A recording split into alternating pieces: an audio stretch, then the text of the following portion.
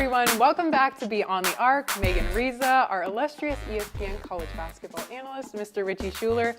We're about a month through Big West play, halfway through the season. It started off where we felt like we knew everything, and then we knew nothing, and now we kind of feel like we kind of have an idea of what's going on. Well, when we were looking at the conference preseason standings, we were thinking, all right, who is the clear-cut champion here? We couldn't figure that out, and there has been some surprises. So it's been an exciting season so far. Before we jump into some storylines, let's look at the standings.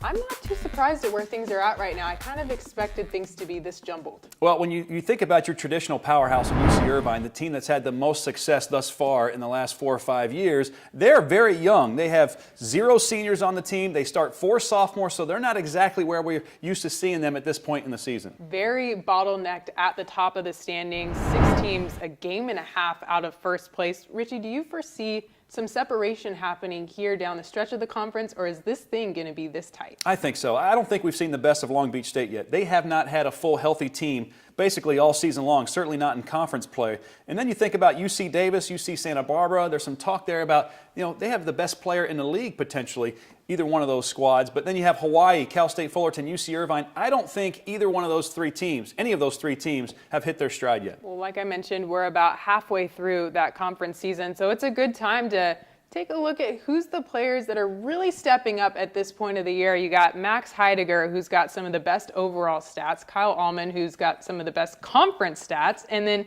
Chima Manecki, who's been consistent overall. Well, Manecki's been terrific. He averages a double-double, 18.5 points a game, 10 boards, is over 50% from the field. Max Heidegger went from about 7 points a game a year ago to 21 points a game this season and shooting over 40% from 3. And then Kyle Allman coming off that 40-point game at Hawaii. He was terrific, 19 points a game, doing a good job distributing and rebounding the basketball. He's an excellent shooter. But you also have to think about Gabe Levin at Long Beach State, Leland King, a double-double guy at UC Santa Barbara. So talent all across the board.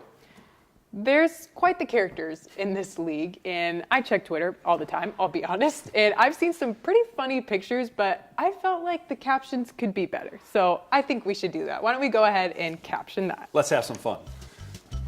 All right, first one. Oh, this for sure. Every athlete will get this one. It's when coach cancels 6 a.m. conditioning, and it's the best day of everyone's life. I think so. Or you could say, hey, which one doesn't belong? The poor referee, look how sad he is. He got picked last for dodgeball. Sounds like you can relate, Richie. Yeah.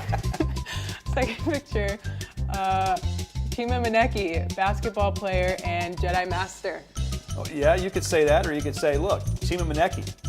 No one can stop him. He's all the way up. Cue the music. When your girl is getting the digits, everybody's fired up. You could think that, or you could say, hey, coach says, if you make this shot, we're all getting stovetop for dinner. Remember those commercials? You're too young. You're too young. Walking out of class on a Friday like, what? I look at this and I think, hey, this is a Monday morning newspaper picture, and it's like UC Santa Barbara held a church service at the Thunderdome. Look at that. No? Yeah, right. Preach. Enough of that. Let's rein this thing back in.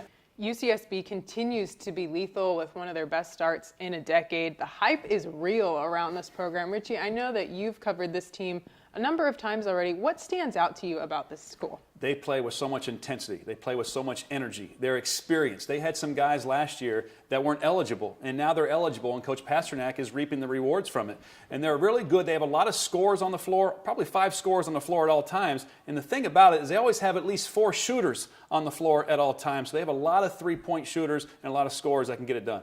Davis is a tried and true power again in the conference this league. Their 19-game home winning streak, 3rd longest in the nation. What kind of credit is this for Jim Les and Davis? When you talk about Jim Les and UC Davis, you have to talk about culture. What he's developed there at UC Davis has been nothing short of fantastic. The way they move the ball, the way they share the basketball, the way they want their defense to become offense. They're so disciplined. They can shoot it. They're just balanced all across the board. He's done a good job building that program.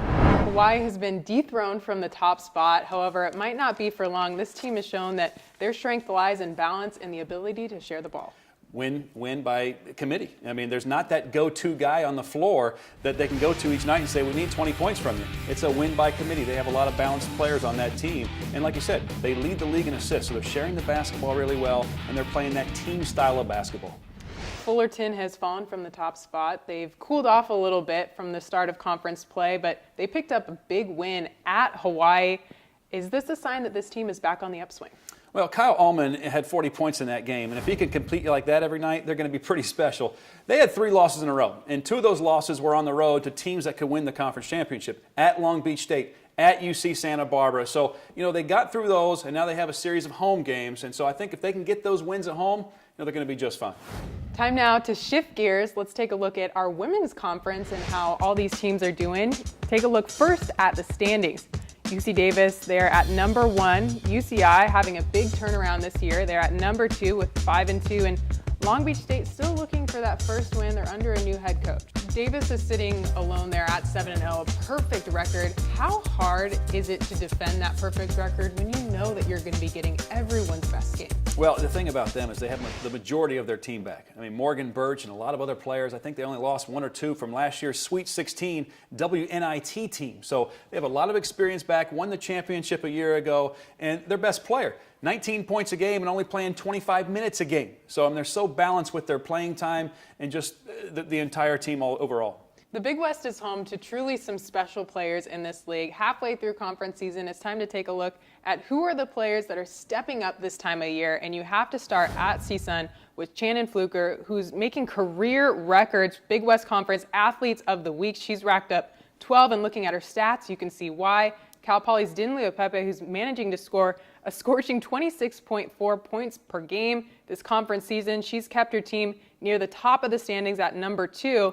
And UC Davis, Morgan Birch, and while her percentages might not be where the other 2 are, she's downright competitor and found a way to keep her team there at the top of the standings. So, Richie, this begs the question, what constitutes the MVP? The best player on the best team, the most dominant player, or maybe the best scorer that's almost there? Well, it's a good thing I'm not voting because this is going to be a very difficult decision on the women's side. There's no question about that. Usually, it's the best player on the best team. You find the top team or 2, who's the best player on it, and that's the one that you feature as the Big West Player of the Year. But when you have a dominant player like Shannon Fluker, 21 points a game, 12 boards, almost 55% from the field, if CSUN finishes in 4th or 5th place, they've got to give her some serious consideration. Men's and women's action continues today and through the weekend. This is the second half of conference when things really start to heat up, so people, you don't want to miss this. For Richie Schueler and I, thanks so much for tuning in. Nux or high five? Nux. Nux? Not a high five?